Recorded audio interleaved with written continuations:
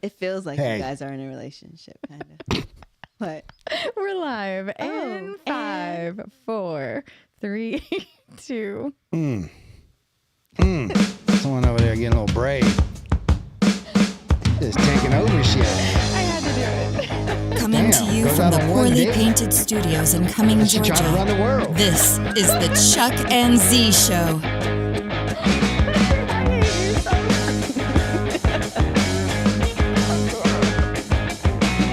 And now, here's Chuck and Z. What up, everybody? Welcome to the Chuck and Z Show. Of course, I'm Chuck. And I'm Z. And with us, as always, is the freshly dated and world-conquering producer Chaos. I will agree with the world conquering part. I'm okay. It's fine. Here, I'm going back to you now. You know how he is. Big brother. Always have. Charles. Oh, actually, Wow. little brother. I call my older brother my little brother. He's always like, "Hey, big sis," and I'm like, "Hey, little bro." but he's the older one. Yeah, he's 3 years older than me. Should we have like some music? Like the family moment over here. Oh, the more you know. All right. Star. Gosh. Is that from like a commercial? Yeah, the more you know. Yeah. You know, back in the 80s and 90s, right? Yeah. Like they'd always say something super obvious, and then it's like, the more you know. Right.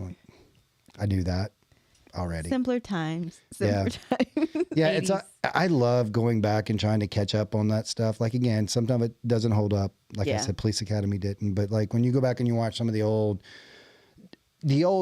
shows that you watched as a kid, Yeah. my favorite episodes are always the heartfelt episodes. I mean, Yeah. Saved by the Bell, you know, where she had a speed problem, Yes. right? Right. Yeah. I always love it. Where you know, what was that one where it was? It's like after school, and the guy was trying to talk to him. The after school special. That's what it was. The after school specials. I'd go home and watch those, and it was always like when you think about it, it's dark. Like there was always some guy trying to pick up a kid after school or something. Well, they were trying to teach us, to be afraid of strangers, like to, be wary. Yeah, our generation, like our parents and the parents before them, had no problem scaring the shit out of us. None whatsoever. Right. To get their way. Hang on. That's true. The more you know. That's just for you. Love Thank it. you so much. You're welcome. Well, speaking of the more you know, I want to know about. So we were going to do the podcast last night and had to move it, and you said, "Hey, let me get back to you real quick. I'll let you know if I can do it." Didn't tell us what you had scheduled, but you got something scheduled, and you pop in here tonight, and you tell us you were on a date last night. Oh my He's God. relentless. You're so mean. So Miss Sharon, Yes, spill the sir. tea. There is no tea. God dang. You know what we forgot to do?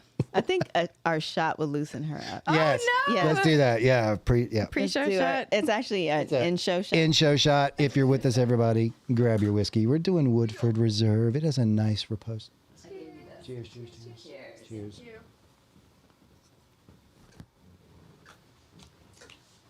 So yeah, I mean, you seemed giddy. So, So full of shit. You were so full of shit. so tell us all about this young gentleman caller who Oh my God. took you out on this amazing date last night. We just had dinner. My goodness. This is not interesting conversation at all. Oh, I'm so interested. I'm very interested. So what are you interested in? I'm just curious. So like, was he a gentleman? Did he open your doors? Did he take? I mean, Is he a gentleman? Yes. He rides motorcycles, which is great. He rides a Triumph, which is awesome. Is very familiar with Pops and the Triumph dealership in Roswell. He was at our 5th anniversary party, which was kind of crazy. That is crazy. But do you know what? very nice person. Do you know what model? I was about to say, yeah, point of clarification. What kind of Triumph does he wear that matters? I think he probably did tell me, and I don't recall Yeah. because I don't remember all of the different ones. But Yeah. it's nice. It's Okay. nice. I love being able to meet people and be able to talk about something I'm passionate about, which is one of the things that we do here on the show. Yeah. It's so great. Yeah, I agree. So yeah, it was actually really fun to, I don't know, just chit chat and So is he from this area? Where is he? Is he from Atlanta originally? He's not from Atlanta originally. I really hate you. Okay, so he is has been in Atlanta for a year. He's like from Miami and lived in Boston, and has ridden all his life. So it's Everybody in Miami has lived in Boston. It's weird, isn't it? There's always my friend I was telling you about from Venezuela. She first came over to the States and moved to Boston, and she lived like 7 years in Boston before she Wow. moved to Miami. It's like two extremes, right? very much so. And then now she lives here because her husband is an executive chef for Hilton. Wow. And so, yeah, crazy, right? It is crazy. And so it's kind of interesting too how it makes me feel like the motorcycle community is a smaller community than you think. It is where smaller. you'll It know is. someone who rides, and even just being able to go to Pop's garage or Pop's coffee company and getting to know all of the different people that work there. They'll know a bunch of network people. I know. A friend of mine who doesn't even ride, that's her favorite place to go. So I'm just like, what, Pops? Yes, so Right. I'm fascinated by the networking you can do with motorcycle people. So yeah. much. So, like, just in the time that I've been riding and what networking y'all with the did. different people, So you know. there are people that I like work with that ride, that know people that I know that are in the motorcycle community, customers that ride that know people that I know. It's just so crazy how small this world It is. really like, is. Yeah, the fact that this guy was actually at this same place that we were, that, 6 months ago. Yeah. Yeah. It's kind of wild, but we'll see. I mean, I love meeting good people, and that's like my big priority is Yeah. kind, good people. And even if we only wind up being friends, I'm happy to have some good friends that ride. Yeah. Let's go have fun. Let's go explore the mountains, and So sure. I'm compiling your list. So good, kind, friendly, wealthy. I mean, is rich on your list, or what are some of the things on Sharon's list? oh my God. I love Putting it. Sharon on the spot. Of course I am. This is Is this fun for you, Chuck? it is. All right. I've officially made Sharon incredibly uncomfortable. Yeah. So we can move on from I know. this if we Okay, need wait. to. All right. I'll tell you this. All right. This Okay. is important things. Kindness, the ability to make me laugh because I love laughing. Yeah. You guys do that a lot for me. Yay. You, Chuck, some more Z. I have to give you shit. We love laughing too. It's fun. Yeah. So I don't really consider the money side because I was married to someone who made lots and lots and lots of money and was pretty unhappy. Yeah. Yeah. So I want to be independent on my own that way. And, if someone wants to add to that, and that would be great, but that is not number one. It's character, Yeah. a good heart, kind, chemistry. Yeah. Chemistry's the most mysterious thing in the world. Someone on paper looks wonderful, but then you meet them and feel nothing. I don't understand any of that. So it's, I know. I was reading this quote on Instagram from Anne Hathaway, and I guess she's been in her relationship for 15 years, I didn't even know that. and they've been married for 11 years. That's abnormal in Hollywood. I know. Say yes. And it kind of reminded me of Chuck and my relationship as far as like how she sees it. It's like individually they're whole, but together they're better. Yes. I Right? get So that, like somebody yes. that actually adds value and creates that value for value. Like you're not giving up any of your wants, your needs, your priorities for that person. That's huge. And I think a lot of relationships have those issues where the relationships that don't work out have those situations where you're sacrificing something that you want or something that you believe in because you feel like, okay, maybe they'll change, maybe. Yes. Maybe they'll this- change for me. Yeah. Yeah. Because I'm so great. Yeah. It's interesting because I agree, and obviously that we've talked about this a lot, but you mentioned the word sacrifice, which is always a sticking point for me because I often find when people say that they've sacrificed, They actually haven't. What do you mean? Well, okay. So I'll put it in again, it doesn't diminish the effort or the thing that you did. You should be recognized and rewarded for it, Got it. but it doesn't necessarily mean that it was a sacrifice, right? Okay. An example would be a parent who puts their kid through school or college, and because they did that, they worked 3 jobs, and they one day look at that kid and say, I sacrificed my You childhood owe me. for you. I don't know if they say they owe them or anything along those lines, but the very word sacrifice in that is wrong. You valued your children's education more than you did whatever it was, going to the club or going to this concert. Yeah. And I think that's a fundamental problem that people don't understand, is that they see these things that they would like to do, feel entitled to do them, and see the fact that they can't do them as a sacrifice, when really that thing is not as valuable as what they're actually providing at home. I don't see that as sacrifice because you gain. Truth. Right. You're trying to do it for a reason. Yeah. I mean, I could see that. Definitely agree with you on that point. But I also feel that people sometimes they put aside who they really are for a relationship and then end up being in this kind of this situation, this cycle of like not being happy because they aren't their true selves in the relationship. And so those- that's sacrificing who they are and their, I see. I agree with you. get what I'm saying? Yeah, no, I don't disagree with you on that. I do agree with you on that.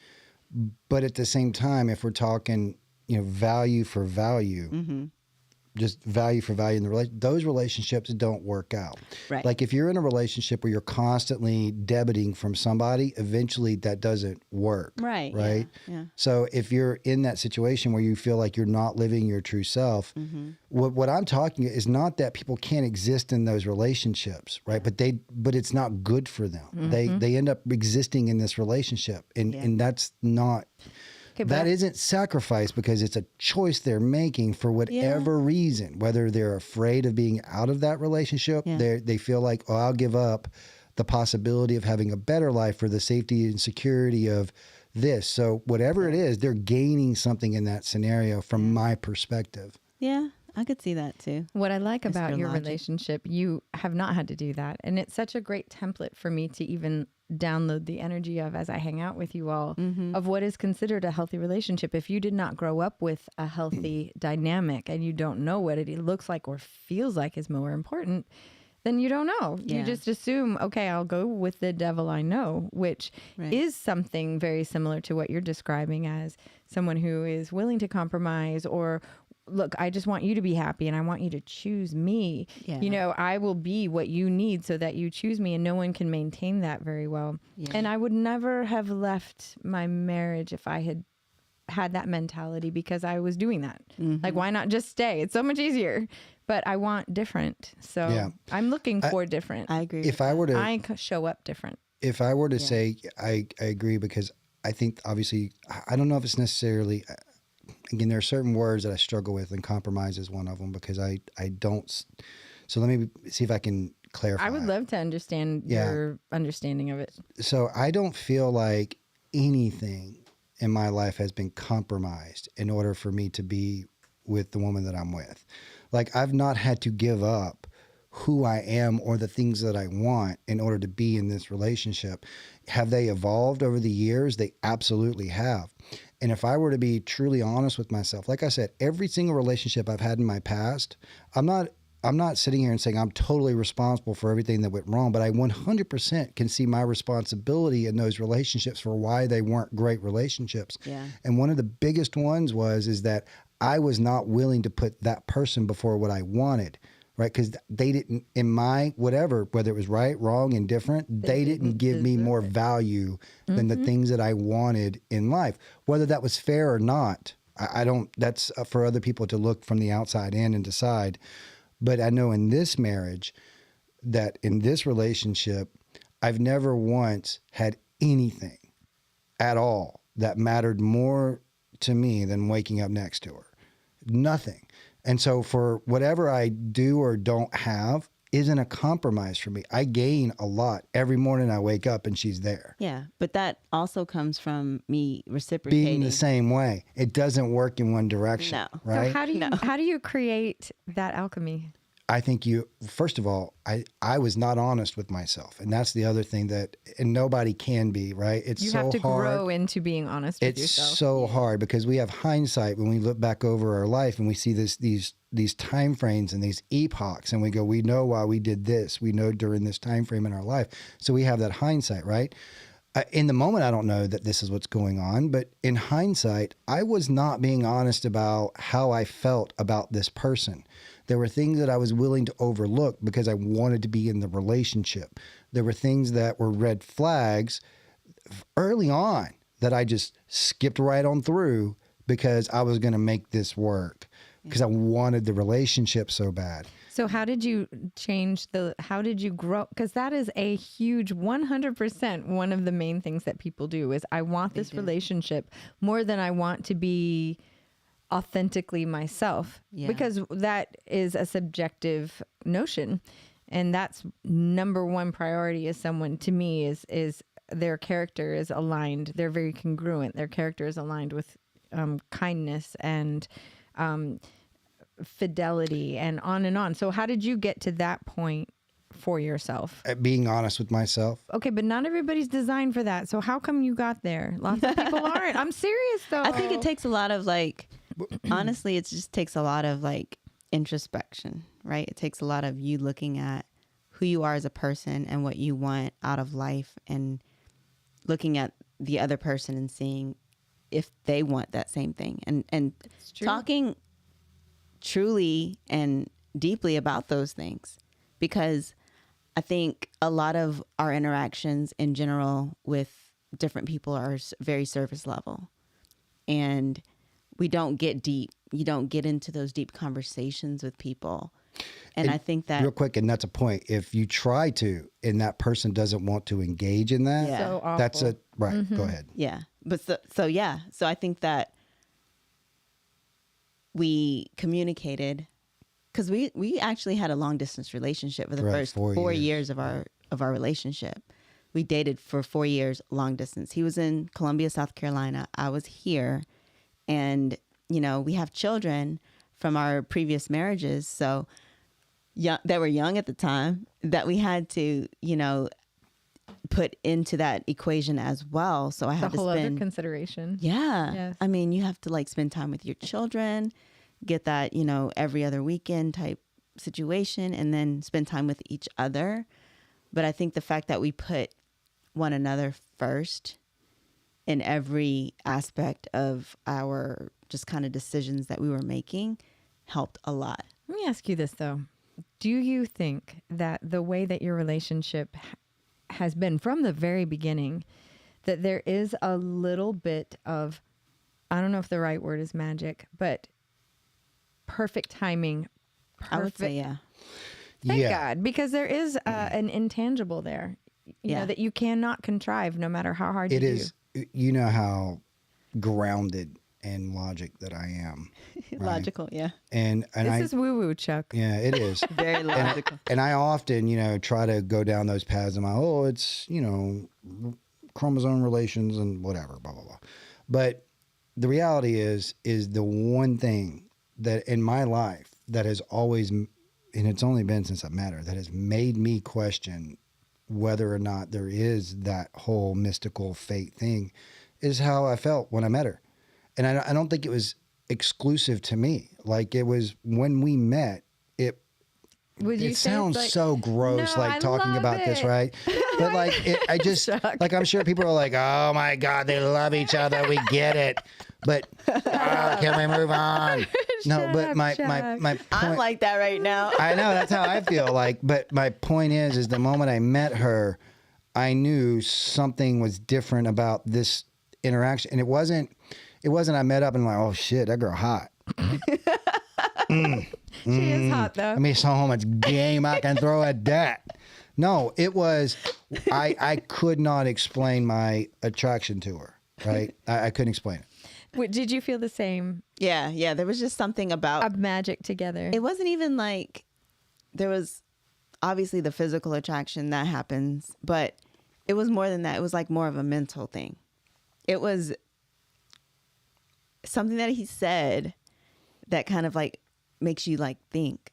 And it was just the fact that he is very deep. Like if you want to go deep with Chuck, like he can go deep down rabbit holes, but also on the surface, he doesn't put that out there.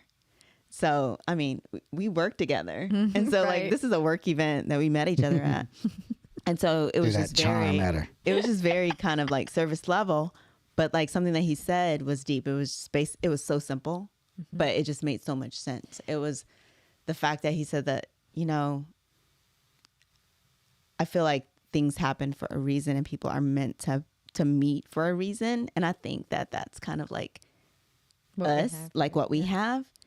I think I said And- I don't know what it means. Yeah. He but just, this he, is So different honest for me. too. yeah. And then just that, it like clicked in my head. And I was just like, it just kept me thinking like, why were we meant to meet? Yeah. You know? But you know, it's really It's fun. out of character for me. Yeah. Cause he doesn't go into the, you know, he makes fun of your sage. You know, he doesn't go into the I was mystical. trying to get rid of ghosts in I your know. house. Come on. Have you ever heard the joke about the guy snapping his fingers? Sitting on a corner and he's sitting there snapping his fingers, and the guy comes up to him and he goes, "Hey, what are you doing?" He goes, "I'm keeping the elephants away, bro." And he goes, "There's no elephants around." He goes, It's working. "That's what sage is." Stop it. You know what I love though is that it does feel like there are so many different elements that go into meeting people at the right time, the right mental space that you're in, the right lessons that you've learned. I would not appreciate certain things about certain people if I hadn't gone through several different things in my life. Yeah. So some of it is timing and some of it is somewhat magic that you cannot make happen. So it's actually super exciting for me to hear that there was a almost like an understanding between the two of you that you never expected to happen. You never could have even come up with before Right. it happened. I also can say that this is probably the only other mystical part of it that I would say. I don't know, whatever. Mystical. But I whatever like it. whatever barrier in my brain that wouldn't allow me to behave the way that I wanted to in a relationship went away. Like I always knew intellectually you have to be caring and nurturing and all these things, but at times I was very uncaring, very Just unnurturing. selfish, right? I would say that, Yeah. right? But whatever that was that existed in my brain just flipped. It just did not, it wasn't there anymore.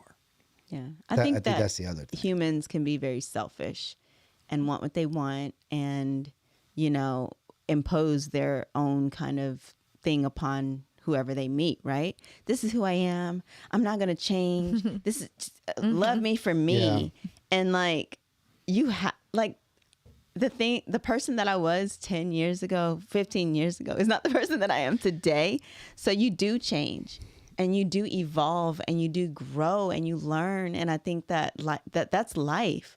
Like you don't ever get to a place in life where you are I'm completely stagnant. just Yeah, this is stagnant who and I am. settled. I'm never going to adjust. Right? And I Yeah. know 10 years from now, I'll be a different person. I'll be the same person, but more evolved, right? That was another example of it too, is pre-you. I 100% could see what my life would be like if this person wasn't in it, right? Like if I was, oh, this person never cheats on me, I'll move on, I'm gonna do this, this, this, and this, and all that other stuff. And Right. I'll probably be upset for a few weeks, and then, you know what, I'm gonna go blah, blah, blah, blah. She didn't deserve me anyways. But like, but with this, like, I just could not even fathom what the next day would look like in my life where this person wasn't in it. Okay, so you know how I said that I want something sacred, which is such an esoteric term. Yeah. What it really means is that. Yes. That Yes. Yeah, and That I you don't know can't- how to quantify it, qualify it. How do you describe that to someone? I don't know. You know what? Great answer. I don't know because I can't. out. Like I'll give you two. There's two examples of that. One, when I quit smoking, I smoked for a few years. Tried many times to quit smoking, could not quit. Literally tried everything. Chantix, whatever that crap was, had terrible nightmares, couldn't take it anymore. God. Tried everything I could to quit smoking. One day, I walked downstairs. The cigarettes are sitting on the counter where they always are, Marlboro Ultralight menthols, Interesting. Interesting. and white and green box, more white than green. And as I went to go walk over there and grab them, I literally stopped as I reached for them and went, I don't really want them. And I haven't smoked since. And I don't know how to explain that because I tried so many different ways to quit. And just in that moment, it happened. With every other relationship I've ever had, you ain't getting through my defense. It ain't happening. You will get to know me once you've proven that you're not going to use knowing me against me. Yeah. But women do that. They Women absolutely are horrible. do. Because I am, whenever you know all of me, I am raw. You can hurt me so bad because I feel things pretty intensely, which is why I have the demeanor and the way I am about life. I have to have this logical barrier. It's a survival. It absolutely it is. a survival mechanism. So if you get past that, I'm incredibly vulnerable, and very few people have ever got past that. And anytime I cracked it, what I feared always happened, which was they would use it against me. She was just just there. Like, I don't know how, I had no defense. Like, I had no way of putting up my wall and being the overconfident and, you want to know this dude. You got Yeah. to work. Yeah, you're going to call me. But Yeah. it just wasn't that way. I didn't care. All of that was gone. And if I could explain that, I would. If you could bottle it and sell it, I 100% you would bottle it would. and sell it. But Yeah. I'll tell you this, I hope no one ever sacrifices for anything short of it. And I think most people do. And that is, in my opinion, a true sacrifice. Okay, well, that is what I'm doing. That's why I've been alone so long. Yeah. That's why I don't date very often. That's why it's like hard to date me, because you have to bring something that competes with a lot of peace that I have in my life. I have a lot of peace You do. and Yeah. joy with my family. I like my life. You either need to add to that or be better than that in some way for me to leave what I have. And so my standard sounds, I don't know how it sounds. I know it sounds like I'm being high maintenance or not bitchy, but just I'm intense with it because I would rather be alone than have anything close to what I've had in the past. Yeah. And the one more piece to it too is I'm not afraid of it, which is weird because Interesting. the whole thing The was vulnerability. protecting myself from it. But I'm not afraid, which is the strangest thing too. I would think that someone knowing literally every dark, dirty secret, bad things I've done, good things I've done, things I'm ashamed of, things I'm proud of, everything that could possibly be known is known, and I'm okay. I have a question about this though. How long did it take for you to have a sense of safety to where you could show who you are? Now, there is something to be said about the instant alchemy chemistry that you had. Yeah. That you can't explain. Yeah. I'd say my defense mechanisms put up a fight for about 6 months. Okay. They were really, really, really weak, and I had a hard time holding them. And Well, I think that's natural though. Like, you naturally, as a person in general, when you meet someone, you don't want to show all your cards. Of course. And then to get deep into who you are as a person and what you've done and like the relationships you've had and all of that, that's hard. It's like you're telling all this stuff out loud, which you typically don't do on a True. regular basis. Your deepest, darkest. Yeah. think about when people talk about their past relationships. Everybody you dated was a crazy person. Psycho. Everybody was a I'm nightmare. the victim. I'm always the victim. Everybody, you had absolutely no culpability whatsoever. I know. How could they do this to me? Yeah. Yeah, it's just the reality. I think that's the other thing is people just, you have to be so honest about who you are. There have been so many times in this marriage where I've whatever old emotional thing pops in my head and I have to nope.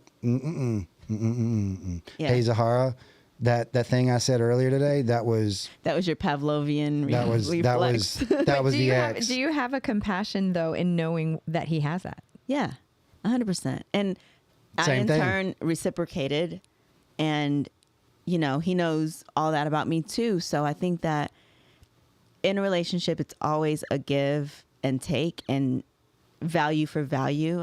learning what value for value means and like what that truly means to your relationship. It's like you have to give as much as you take, right? You can't just take giver or be the giver. Yes, I agree with that. Only and feel like that's going to be sustainable. It's not sustainable, right? You'll be depleted and resentful. Resentment comes in so fast. Yeah. It's actually similar to what, one of the things that I've been complaining about with what we do for a living with employment is like the whole thinking that you just deserve it because you showed up, right? Like, I think that's when we talk about relationships, everybody says it's work, right? I don't think that's the right word. This doesn't feel like work. It doesn't. I don't think, Well, we've talked about this. how much longer do I have to deal with her today? But honestly, Is like, it 5 o'clock yet? what Holy relationship, shit. what personal relationship between humans It doesn't have give and take. don't have give and take? What relationship between two humans does not have conflict and resolution? Every relationship, whether it be your parents, your siblings, Any friendship. your friends, your coworkers, Debits debits and and credit, deposits. right? Yeah. Debits and deposit, and it's like every relationship has that back and forth, and it's just a matter of like, is that back and forth worth it with that individual? And it's crazy because I know a lot of people, that's not how humans work, but it kind of is, right? Everybody, this is a very cynical way to look at the world. Yeah, but it's also served me well. And again, in my opinion, if more people saw it this way, they would deal with less emotional problems. I think a lot of people when people say I sacrifice, they're always talking about things they wanted to do. But right? didn't, right. But my point is you don't get to do the things you want to do until you deserve to do them. Yep. I'll give you an example. People are coming out of college or graduating, and sorry, I'm getting on a little bit of a soapbox Let's here. do it. We were thinking you might. Yeah. People are coming out of college and they're like, you know what? You older generations have screwed this up for everybody. I am 22 years old and I can't buy a house. I can't afford to buy a house. Right. And pay my car bills and this and go to a concert. Not in this economy. And not in this economy. You guys have, and I'm like, who's ever been able to do that at 23? In my entire life, the people that could do that at 23 were the exception. I think you saw it as like, oh, wow, congratulations. I have no idea how you did that. Yeah. I don't know that many. The people who could do that were the rich people, right? Mm-hmm. And so I struggle when I see I think I've said this before, but when I would say stuff like that when I was a kid, a couple of adults heard me and told me to shut up. Right? They were like, you've been here for 5 seconds. Shut up. Do you feel like then there's just a base level of entitlement, not just in what's expected in a business sense or a hiring or what I should be able to afford at my age, but also interpersonal relationships? Yeah. I mean, there's like, you owe me, like that, like a transactional thing. I do not want a transactional relationship. I want I'm here for you. What do you need? Mm-hmm. If I start to keep track, then I start to get resentful if it's out of balance, according to my thought process. But see, again, you said it earlier, because people would take what we were talking about, value for value, and see that as transactional. Yeah, that's not it at all. It's not conscious. We just know that we give each other equal amounts. It's just the way it is. But I would 100%. Yeah, I would say so. I think some days she's on more than I am, and some days I'm on more than she is. But we're never not 100%, ever. And that's the other thing that it feels. I have a lot of confidence in this, in that when I'm slacking, she's picking it up. Yeah. When she's slacking, I'm picking it up. And we're human, right? So there are moments where I'm like not on my game. A brat? 100%. I'm a brat. God, Sometimes, listen, she's I was a brat. going to say bitchy, but yeah. Yeah, sometimes she's a brat. Sometimes I'm a jackass. What's funny about it is we both will look at each other and go, hey, you're being a brat. And she'll go, shit, you're right. And she'll go, hey, you're being a little bit of a jackass right now. And It's I'll go, hard. oh, It's hard you're to right. put yourself in that, to see yourself that way, right? You're perfect. Everything I do is 100% perfect. But no, like we're human. We make mistakes and we can be assholes at times, right? No matter what. And I think that the fact that I like the fact that I can see myself that way and give myself grace for it. And he gives me a ton of grace for it. And then the next day or the next couple hours, it's all good, right? But I think as humans, it's hard for us to, because our egos are so caught up in who I had a right to be mad. We are. Damn it, I didn't. That shit. Yeah, like that justifies the situation.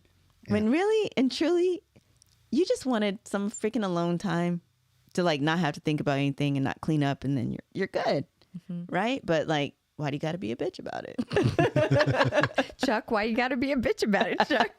I don't know. I try not to be bitchy too often, but every now and then I can be a bitch. Yeah, I know you want to go deeper into your We can put a pin in the employment thing if you want to. Do you want to talk about that, or do you want to talk about movies? I kind of want to talk about the crazy movies that we've been watching. Okay, all right. So listen. So I just let me pin this real quick. I've got I've been in employment for a very long time, and there's a thing that I think I'm spotting within the employment world that is a problem, and I want to talk about it. So I think on the next podcast we'll spend about 20 minutes or so talking about that. Okay. Is that cool? Yeah. So tune in for that. That's gonna be fun. Actually, and we'll have our friend Ruben. Yeah, we'll have Ruben. Ola, so he'll give us. He can give us his opinion too. Yeah. So Ruben started at Ola when he was like 17, 18, something like that, and now he's the GM.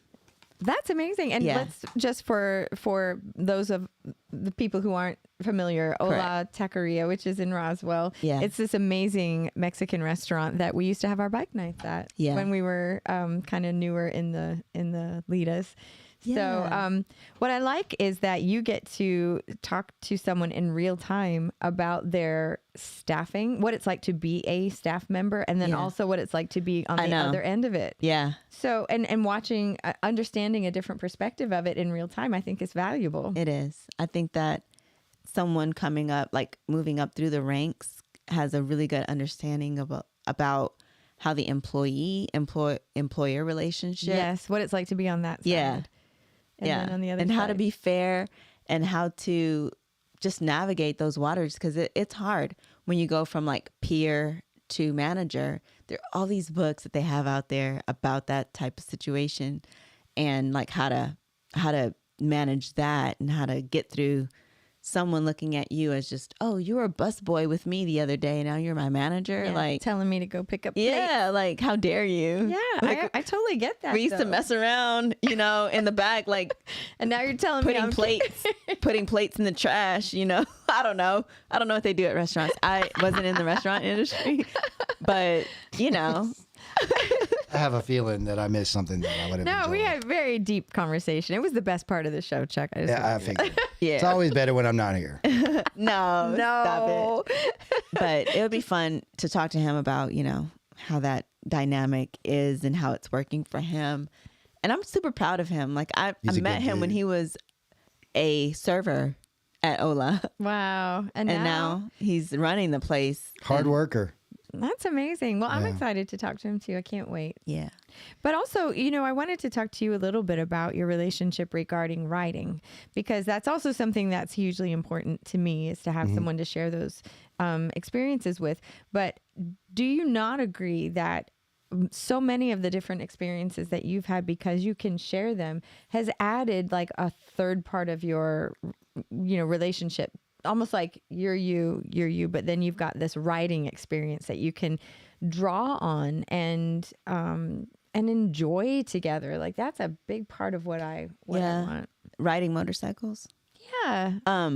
Yeah, I think that. No, I thought she said writing. Oh.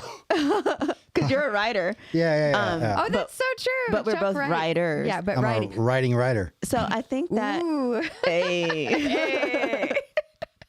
I think we said this because we did that Harley, Harley video. It was only a 2-minute commercial, but super cool. They asked great questions. And in that, I felt like it just added an extra layer to who we are as a couple. Yeah. And honestly, it is a relationship with us and the bikes, right? Right. And what's crazy about that, Sharon, is, and I'm going to be so vulnerable and kind of like put this out there, but the bikes almost came between us in a way because I got so obsessed with it, right? So there's a way that you can get obsessed with things and like doing activities and like that sort of thing where it kind of blinds you, where that becomes, it may seem like that's more important. It's like a third person in your relationship. Yeah, which is freaking crazy. But this happened like early on. I didn't know any of that. I've never heard you talk about this before. This happened early on when I first got introduced, which he introduced me to it. And he's like, you know, like it was just this thing where he's like, oh my God, what did I do? What is this monster I created, right? Is that true? On your side, did you see the same thing? Yeah. I mean, it just got to the point where, hey, I have other things I want to do sometimes. Right? Like, don't get me wrong. I love riding motorcycles. It's a really important thing to me, but it's not my 24/7 thing, right? Like, every now and then on a Friday night, I also might want to go to a movie, right? I don't necessarily just want to go ride around the city. I do. And come back. Like I love riding motorcycles, but usually for me, it's like I'm in that mode. I want to go ride a certain road. It's not attached to my hip 24/7. Yeah. Like I love riding. It's one of my favorite, and I don't know what I would do if it wasn't in my life. It's not that. It's just I have a very. It's all or nothing. I have a very addictive personality to where if there's something that gets that dopamine hit, like I'm all in, right? And it wasn't that I wasn't looking at our relationship and like doing whatever, but it was more about like, it wasn't coming between us. I know, but it was more like, let's go ride. And it's like, we got responsibilities. Yeah, we got other shit we got to do. Let's ride. I got work. Right. Like, as a matter of fact, our first podcast, I would say riding ended that. That's the first podcast that we started. Yeah. Yeah, I would say that's the reason. And obviously, True. when Steve kind of moved a little bit further away, we were still going to keep doing it. As a matter of fact, we did several episodes afterwards. Yeah. But then on the night to record, it was like, hey, I want to go ride for a little while. And I was like, okay, let's go ride. And so we would put the podcast off. The next thing you know, we're not doing it because we were prioritizing going and riding versus which helps because I got my skills. Yeah. Yeah. And it was meant to be that we have this podcast that we do.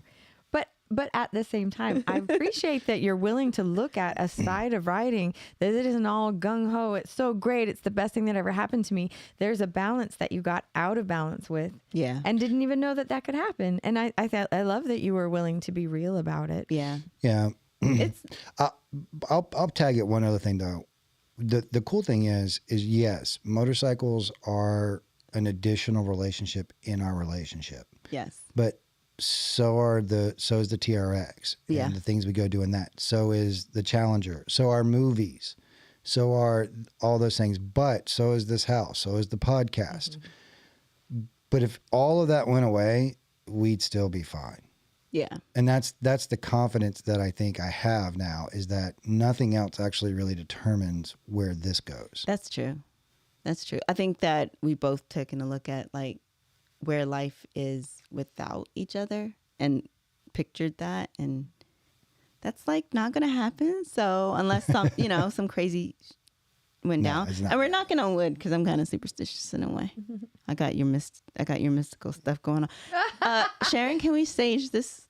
heck yeah! I'll be right back. Me and my sage in my purse or something. No, but seriously, it's that I'm okay with that. And honestly, in previous relationships, we'd be like, well, if this and this happened and like we weren't doing well, like I don't know if we would be together. No. But we can work it out. You know what I mean? Like we've done more with our lives together than we have apart. So we know that that still is Got it. a possibility. So it's you, Z, you, Chuck, and then the third thing is the relationship you create together. Which, and I would say that Healthy. I don't Sounds think healthy. I don't think any of it's more important than the other. Like if I felt like me and the third, the Holy Trinity here. The trifecta. If me and Yahweh were right now. if myself and our relationship was doing something that was diminishing who she was, that's out of balance, and Yeah. we'd have to stop that. Yeah. Same thing in reverse. And we've had those conversations where, I've said, hey, are you good? Because I know that this has been a heavy Chuck month, right? We've been doing Heavy Chuck month. we've been doing a lot of things that I want to do this month. Are you good? And we're always good. We're very lucky that a lot of the things that I love to do, I'm a very lucky guy, and that my wife is very into manly things that are allegedly manly things. Yeah. Not trying to get in. Like what? Like what? Like UFC, motorcycles, football. Things that most. Shooting guns, stuff like that. So I know that this is like super relationship centric, and it's honestly one of the first times that we've been able to like open up about this. But I feel that every relationship, you need to take the time to just kind of like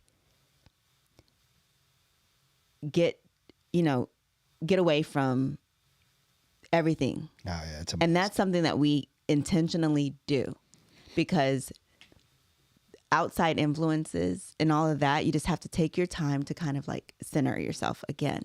So something that we've done on a regular basis as a couple is this: we have our weekends where we go and get away from the world.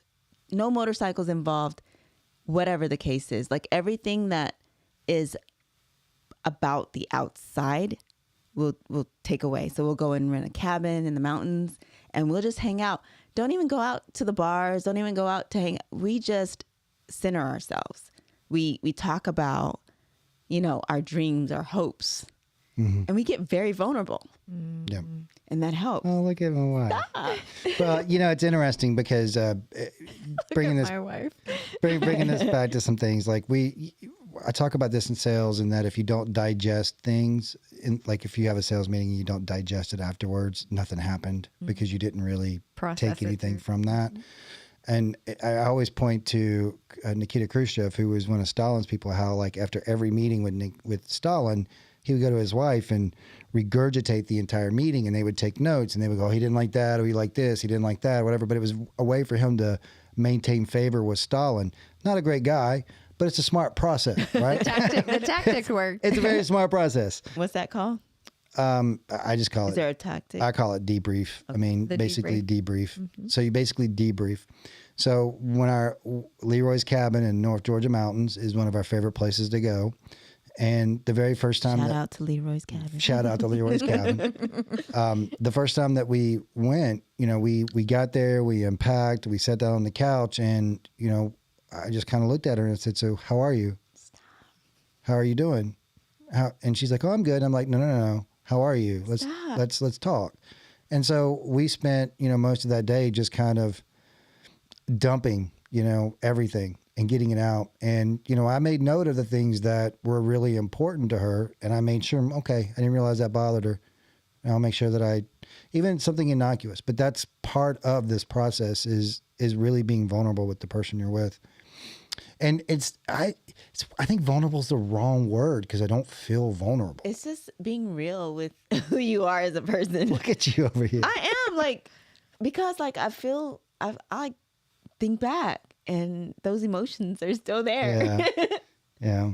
Well, it's been a blessing in my life too, to be able to finally be able to just talk and say things that a lot of people would judge me for. And, there are things sometimes that I have in my head that I'm like, oh, that's a really rough thought. I'm a real asshole. That's a real rough thought. It's like, wow. I need to, but the problem is, if I don't get it out of my head, it stays there. So I'll go, hey, Yeah. I want to tell you something. So he'll experiment on me. I want you to hear something that I was thinking. What do you think? And, usually she's like, yeah, that's a little hard. Think of a better way to say that or something. But yeah. How has it been these winter months, how has that been? Because you haven't been able to ride. Do you find that not being able to ride as consistently affects your relationship? We get a little more stressed out, I would say. We've got a lot going on right now in our lives. We got some big moves coming up that everybody's going to find out about real soon. We'll let you guys know some news. But this year has been abnormal. Like normally we would be out riding, even in the 30, 40 degree weather.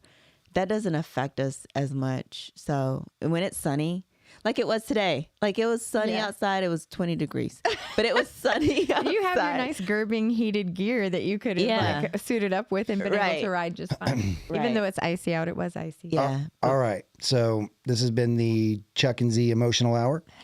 But I actually do want to talk about one movie before we go. So let's we've got 10 minutes. We watched like 4 or 5 different movies this past weekend, which were all funny. It was super cold and rainy. We couldn't get out.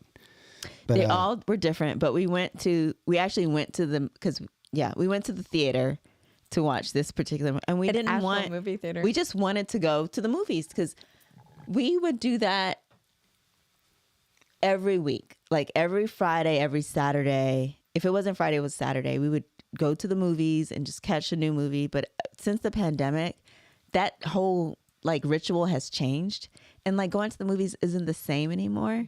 So, and the movies that have been coming out are like not the best. There's a few that deserve to be seen in the theater, like Oppenheimer and a few other ones. But for the most part, that you could wait for them to come to the Top Gun streaming. Top Gun, you had to see in Top theaters. Gun was good.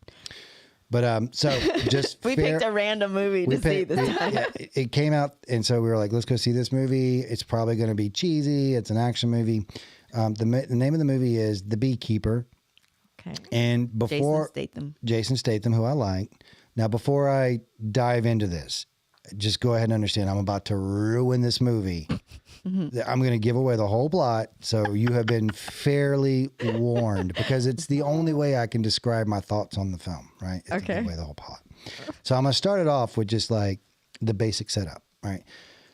There's a guy, and he's kind of like a John Wick character. We don't know this at the beginning, but he belongs to this secret organization called the Beekeepers, and their job is when the beehive gets out of whack, they put it back in whack. Right?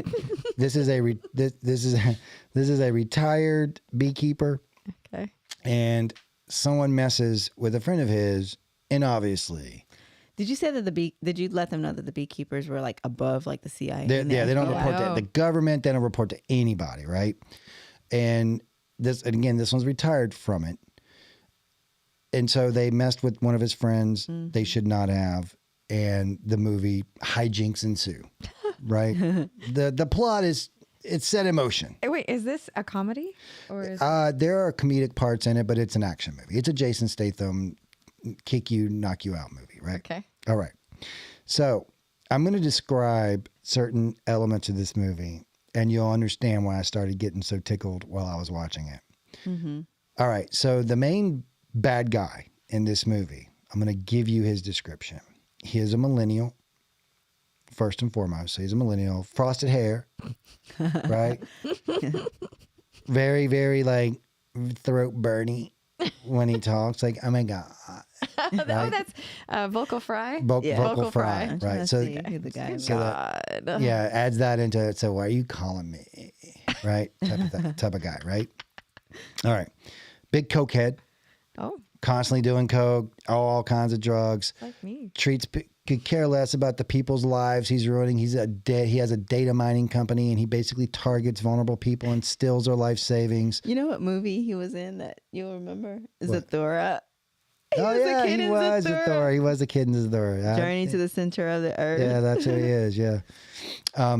So he's ruining these people's lives, taking all their money, and they did this to this one person, a friend of this guy's, and that person killed themselves, and so he's out to set the beehive in motion. Okay. Right. So this is the guy I'm describing. As I said, millennial CEO of a tech company, data mining, vocal fry, frosted tips, cokehead, treats people like crap, has all these crazy women, constantly women and all this other stuff. And as we go through the movie, as this guy is chasing this guy down, see, the thing about the beekeeper is once he identifies who the target is, he'll go after whoever's associated too. And they say there's a certain type of bee that becomes a queen killer. Yeah. Right? That's one of the things in the... All right. Anyways. So as he's pursuing this guy, we find out that, oh, he's very connected. As a matter of fact, his mother is the president of the United States. Let me describe this individual again. Yeah. Millennial, frosted tips, cokehead, tons of women around him. Runs a data mining company that he has no business running because he's not qualified for it. Yeah. And turns out his mother's part of the problem because some of the money that went to her campaign came from him. Yeah. Who am I describing here in current modern society? Would it be someone from the opposite gender? Okay. Yeah. Yeah. Okay. Yeah. All right. So you've got Current politics You've got going on right now. You've got the Hunter. You've got the the president's son, who is this guy, and again, I am not making a judgment on this. Whatever your political leanings are, whether you're MAGA, conservative, whatever, but this movie could not be anything other than MAGA fan fiction. And Wow. It was so like just based on movies and how they're coming out these days. It was so left field from what I'm used to I liked right it. now. I'm not saying it was a bad. It was fun. I'll put it No, that way. it was just such a different take, and I was like, oh my god, like wow, they got away with this movie. Yeah, they made Yeah. this whole movie. So again, there's some very good parts about it. I like some of the world building. One of the things that's funny about it is, there's this thing where as someone finds out that this guy is being chased by a beekeeper, they're hilarious about it. Like, it's like, hey, he has a beekeeper on him. And the response is he making funeral arrangements? Which is hilarious. Like, I died laughing when I heard that line. That was great. Yeah, they had a little bit of a John Wick kind It's of very, kind of yeah. feel to it, but not really. And this is a right. And so I'm gonna tell you the two things that really stood out to me that made it kind of that. And again, I'm not saying it's negative. It's just very naive and altruistic about how this would work, right? So this guy ends up in the White House, and the guy's coming from, not even the Secret Service can stop this guy. He's just that good. he's that good, right? And so he's in there and he's talking to his mom, who's the president. He's like, what are we gonna do? And she's like, you know what we're gonna do? What we did was wrong. And this man who is coming to kill us, I'm gonna tell him we were wrong. I'm going to stand up to it. I'm gonna let them know. I'm going to face the consequences of the decisions I'm like, if someone isn't like going, hey, Biden, this is what you should do. Whoever wrote this is like, this is what I would like to see. right. This is the ideal scenario here. Yeah. And then the second one, that is one that is very hard for me to like really explain how I felt about this, because early in the movie, his friend that gets killed is a black woman, and her daughter is a cop. She's a black FBI agent. black female FBI agent. Yeah. And Get it yeah, right. Excuse me, I'm Get it sorry. right this time. Excuse me. Their first fight on the air. I'm in trouble now. So as they're examining the crime scene, and they're like, we got to do a thorough investigation, the girl says, oh, so we're just going to ignore the middle-aged white male in the house, right? And I was like, when that happened, Z and I both kind of went, Yeah, like oh my God. like it's the normal like Here comes the narrative. woke Yeah. shit, right? normal narrative for movies these days. But I was wrong. You were wrong. I think I'm wrong. It wasn't woke, because let me tell you what happened. I'm ready. Do you remember the movies that they used to make when it was like about everyone getting along, where you would have like this white guy who was very judgmental of a minority for some reason, or a white person who was very judgmental of a minority, and by the end of the movie, they're not so bad. They're all right. now. They're just like us. Yeah. Right? The movie had to teach us this Well, lesson. they had the arc, the character arc. Yeah. Right. By the end of it, this racist is like, I'll have dinner with him. Right? That kind of crap, right? Yeah. This movie, throughout the movie, as this black female FBI agent, is chasing this middle-aged white male, she starts to gain respect for him. And by the end of it, they kind of go, What's up? so are we really at a point now where we have to make movies like middle-aged white males? They're not so bad. Are you saying this because that's who you are? We're not so bad. Give us a chance. Hey, everybody who's looking, What's Chuck wearing? give OG. I tried. Give OG 50 Cent Chuck a chance. Look at these white sneakers. All right. Let me defend it. My son bought this for me for Christmas, and I was like, "Oh, I'm gonna definitely wear it," and I did. And I mean, as soon as I put it on, my algorithm on my phone changed. Like 50 Cent showed up, and Dr. Dre. I got a lot of Jay-Z on there now. No, I'm just kidding. I felt. Are you wearing Adidas sneakers? I'm all Adidas. He's all He Adidas has out. his hat as Adidas. My hat's Adidas, sneakers, the jumpsuit, Yeah. socks. He did Are you it. wearing socks that are My son works for Adidas. One time we were at bike night. True. Okay, I remember this. And Chuck was wearing a particular shirt that I was like, dang, Chuck, looking fly. Yeah. I think that's exactly what I said. And he was like, check this out. And he like, Yeah, he pulled put his his pants pants down down a just to the little waistline, and his boxers were matching his shirt, his hat. I was like, I did not need to know this. You can't cross brand. Look, you can't cross brand. You're If- not crossing brand. Nah, right you don't now. do that. You can't wear Under Armour with an Adidas hat. You can't do that. Tim said, "My Adidas, Adidas." that's right.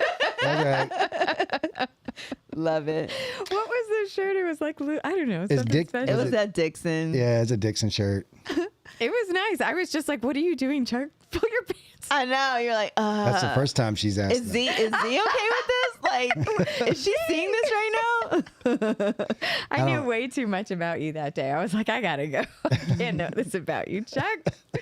It was funny though. Like I wasn't expecting like such on brand, and you definitely rocked. Yeah. it, so. Yeah. Yeah, whatever. I went a little crazy when I got older. I mean, you grow up wearing thrift store jeans. You kind of like when you can You afford. appreciate it. Yeah. But it was a great show tonight. Sorry if we got a little too deep. Didn't mean to make my wife cry at all tonight. That was my apology. Yeah, man. Like my mascara's running and stuff. Yeah. Like, how dare you?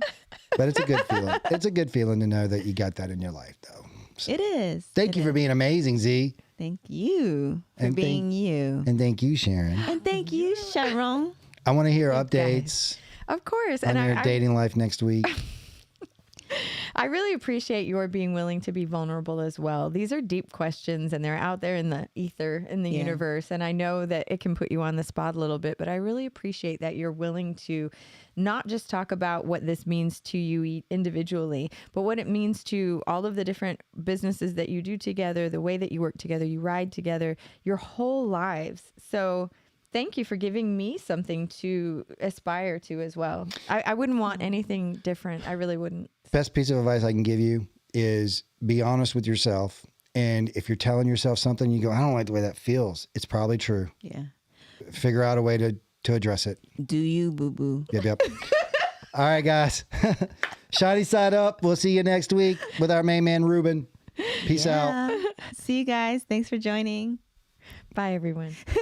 Like it, Tim and said, is it subscribe. going to be a love connection? Oh, my God. I got to get...